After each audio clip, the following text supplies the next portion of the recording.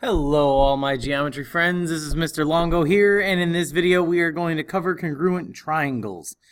A phrase that you are going to use from time to time in this unit is going to be cpctc, and what it stands for is corresponding parts of congruent triangles are congruent. Okay, that's going to be very important. So we're going to start with that, and basically when you have two congruent triangles, all three sets of sides are going to have a congruent piece in the other triangle.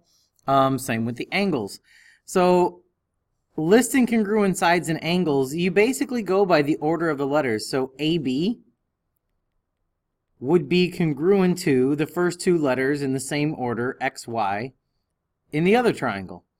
BC would be congruent to the last two letters of the second triangle, which would be YZ. And then if you took AC, the first and last letter, that would be congruent to XZ.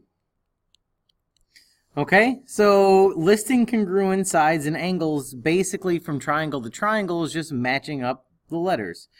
So obviously angle A would be congruent to angle X, angle B would be congruent to angle Y, and angle C would be congruent to angle Z. So that's what cpctc actually means. It means every corresponding part from one triangle to the other triangle is going to be congruent if the triangles are congruent. Another thing you're going to have to know how to do with congruent triangles is write a congruence statement. Now this is sometimes a little bit trickier than it would seems to be. So over here we have two triangles. We have triangle ABC and we have triangle XYZ. However, you must pay very careful attention to the order of which letters are written. So you have to look at congruent markings. So if you look at A, which is the first letter of triangle ABC in this triangle, you have to find an angle with the exact same marking. So you would want to tend to say X, but if you look at the markings, angle Z is the angle that's congruent to angle A. And then from A to B, we skip over a side with a tick mark on it and land on B, which has one arc for an angle marking. So that's the same thing. We're going to follow Z to X, and then obviously you'll finish with Y.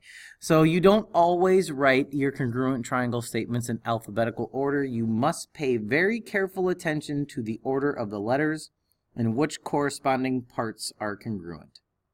Okay? So for the last one, we have two triangles that are congruent, triangle GOB and triangle EAR. And what we need to do here is figure out the length of OB. Now to do that, we must use a little bit of the corresponding parts and some algebra to do. So GO would be the first two letters. AR would be the last two letters, and EA would be the first two letters. So it's those two that are congruent. So we would set 2x plus 7 equal to 3x minus 2, and that would end up giving us 9 is equal to x. So how do we find OB when we don't have OB listed here? But remember, if these triangles are congruent, OB is the second set of letters, and then we have AR. So OB is going to be the exact same length as AR.